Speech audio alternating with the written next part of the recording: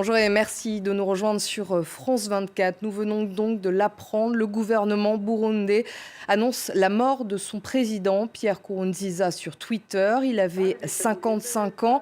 Il était au pouvoir depuis 2005 et il devait le quitter en août et le laisser à son successeur, Évariste Ndayishimiye, élu le 20 mars dernier, le 20 mai dernier. Un de ses proches, d'ailleurs. On va en parler tout de suite avec Nicolas Germain. Bonjour Nicolas, on va Bonjour. revenir sur le parcours de Pierre Nkurunziza. Quel était-il ce parcours? Alors au début, lui, c'était un rebelle Hutu pendant la guerre civile burundaise entre 93 et 2005 qui a fait près de 300 000 morts.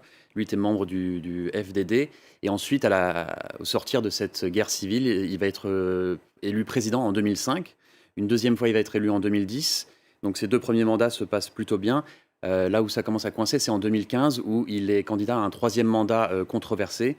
Et ça provoque d'immenses manifestations, une répression qui va faire des centaines de morts et une répression qui va également pousser jusqu'à 400 000 personnes à fuir le pays et à aller dans des camps de réfugiés en Tanzanie, en Ouganda, dans les pays limitrophes. Donc ce troisième mandat était très controversé et là, on pensait qu'il allait se présenter à un quatrième mandat puisqu'il avait changé la Constitution en 2018, il aurait donc pu être candidat à un quatrième mandat. Il avait déclaré il y a quelques mois qu'il ne serait pas candidat. Et donc finalement, c'est son dauphin, Évariste Ndayishimiye, qui a été élu. Et sinon, par rapport à l'homme, il était connu pour être un fervent évangéliste, également un grand fan de football. Ce que l'on peut dire pour son bilan, c'est que après 15 ans au pouvoir, le Burundi reste encore l'un des pays les plus pauvres d'Afrique. Et puis, quant à la cause de la mort, là, pour l'instant, donc on n'a pas d'informations.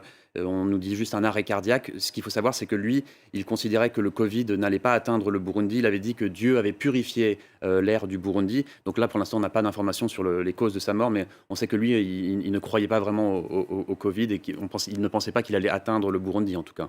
Alors vous parliez de son successeur, Évariste Ndayishimiye, devait lui succéder donc en août. On imagine donc que cette succession va être accélérée.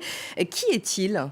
Donc c'est un général qui était très proche de Pierre Nkurunziza, même si les analystes disaient que c'était pas son premier choix en tant que dauphin. Lui, contrairement à Nkurunziza, il n'est pas évangéliste mais catholique.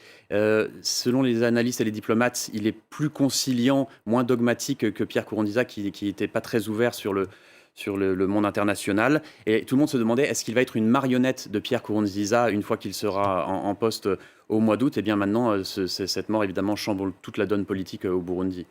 Merci beaucoup Nicolas d'avoir été avec nous. On va tout de suite